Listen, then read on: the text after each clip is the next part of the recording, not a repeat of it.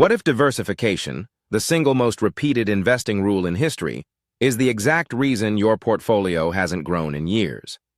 Not because diversification is wrong, because the way you're doing it is silently bleeding you dry, and nobody is talking about it. Think about this.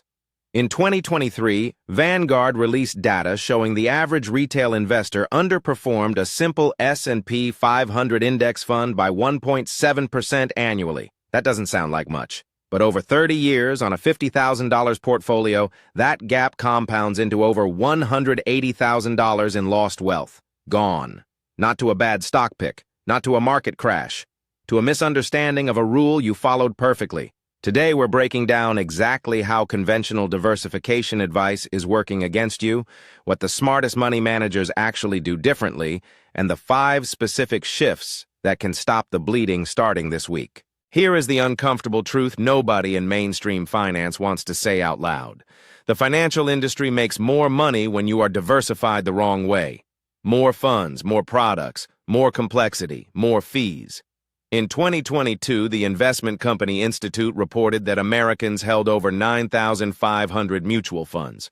9,500, and the majority of those funds overlap by more than 60% in their underlying holdings. So you think you're spreading risk across 12 different funds, but you actually own the same 40 companies packaged in 12 different wrappers, each charging you a separate expense rate. Point 1. Over-diversification is a real thing, and it is quietly capping your upside. Warren Buffett said it best in his 1993 Berkshire Hathaway letter. Diversification is protection against ignorance. It makes little sense if you know what you are doing. Now, I am not saying go all in on one stock. That's not the lesson. The lesson is this. When you own 500 stocks, your winners cannot move the needle. In 2020, if you held an S&P 500 index fund, Apple alone accounted for 7% of the index. When Apple surged 82% that year, you felt it. But if you held a fund with 2,000 companies, Apple was diluted to less than 1% of your portfolio. That same 82% gain barely registered. The mathematical reality is this. Concentration within a well-researched strategy creates wealth. Mindless over-diversification creates average returns with above-average fees. You don't need 15 funds. You need the right 3 to 5 positions structured with intention. Point 2. Most people think they're diversified because they own stocks, bonds, and real estate ETFs. But here is the problem. Since 2008, those 3 asset classes have increasingly moved in the same direction during market stress. That's called correlation. And when everything correlates to one, diversification offers zero protection when you need it most. In March 2020, the S&P 500 dropped 34%. Investment-grade bonds dropped. REITs dropped over 40%. Gold initially dropped. Everything fell together in the first 2 weeks of the crash. If your entire thesis for holding bonds was crash protection and they dropped alongside your stocks, your strategy failed at the exact moment it was supposed to save you. True diversification means holding assets with genuinely low or negative correlation, things like I-bonds during inflationary periods, commodity exposure, or even holding strategic cash reserves, not just different labels on the same behavior. Point 3. This is the one that makes people genuinely angry when they see it for the first time. Most investors have no idea what they're actually paying. Not an estimate, not a range. They have zero idea.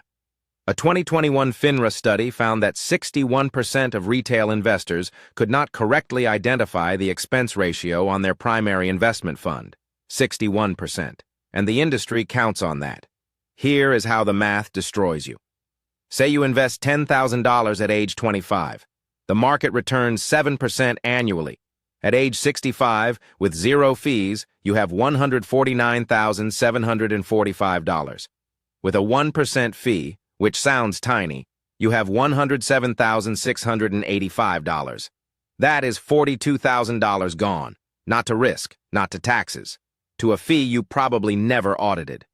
Now multiply that across a $200,000 portfolio and the number becomes staggering. The rule is simple. Know your all-in cost before you invest a single dollar.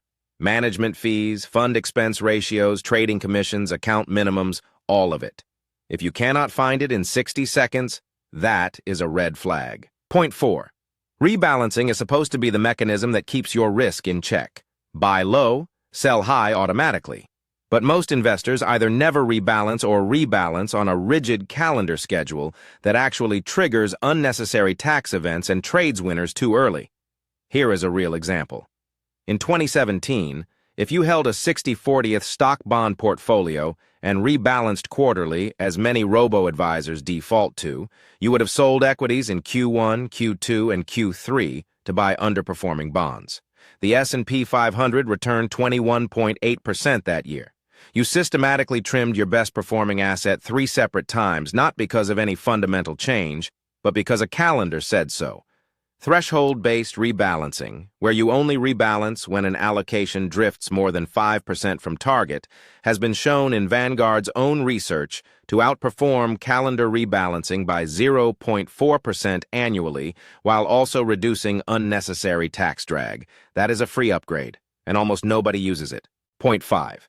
This is the advanced move that separates investors who build real wealth from investors who just have active brokerage accounts.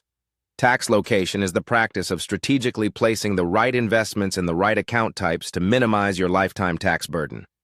Most people just dump everything in whatever account they opened first and call it a day. Here is what that costs you. High-yield bonds and dividend-heavy stocks generate ordinary income, taxed at your highest marginal rate. If you hold those in a taxable brokerage account, you pay taxes on that income every single year whether you want to or not. But if you hold those same assets inside a traditional IRA or 401k, that tax is deferred for decades. Meanwhile, growth-focused assets like index ETFs, which generate minimal dividends and only trigger taxes when you sell, are actually better suited for taxable accounts where you control the timing. Fidelity published a white paper in 2019 showing that proper tax location strategy alone can add 0.75% in annual after-tax returns. On a $300,000 portfolio, that is $2,250 per year. Compounded over 20 years, it becomes over $100,000 in additional wealth from zero extra risk. Now here's what ties all 5 of these points together. Every single mistake we just covered, over-diversification, fake diversification, hidden fees, bad rebalancing, wrong tax location, they all share one root cause. You cannot fix what you cannot see. The investors who consistently outperform are not smarter. They are not luckier. They are simply more audited. They know exactly what they own, what it costs, how it correlates, how it's taxed, and when to rebalance. That visibility is the actual edge, and this is exactly why I want to talk about a tool that makes this kind of portfolio audit genuinely easy. I personally use and recommend Public.com for this. It is a brokerage platform, but it is also one of the most transparent fee breakdown tools available to retail investors right now. You can see your total cost to own across every position, audit expense ratios side by side, and they do not use payment for order flow, which means your trades are... Here is your action step for this week. 1 task. Open your current investment accounts and find the expense ratio on every fund you hold. Not the return, not the balance. The expense ratio. If you cannot find it within 60 seconds for every position, write that fund name down. Then go to etfdb.com or Morningstar and look it up. Add all your expense ratios together, weighted by how much you have in each one. That number is your personal fee drag. If it is above 0.20%, you have an optimization opportunity that could be worth tens of thousands of dollars over your investing lifetime. If it is above 0.50%, this is urgent. Do this today.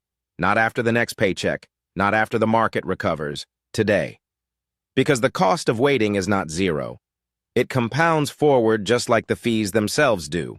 The investors who start this audit this week will be in a fundamentally different position 5 years from now than those who watched this and moved on. The difference is not information. You now have the same information. The difference will be action. If this video changed the way you look at your portfolio, share it with one person who needs to hear it. Not because it helps the channel, because that conversation might be the most valuable thing you give someone this month. Subscribe to WealthWise Daily if you want more frameworks like this. We publish every Tuesday and Thursday, no filler, no hype. Drop your biggest fee discovery in the comments after you do that audit. I read every single one. And if you want to go deeper on the tax location strategy we covered in point 5, the next video breaks down the exact 3-account setup that eliminates most of your lifetime tax drag in 20 minutes.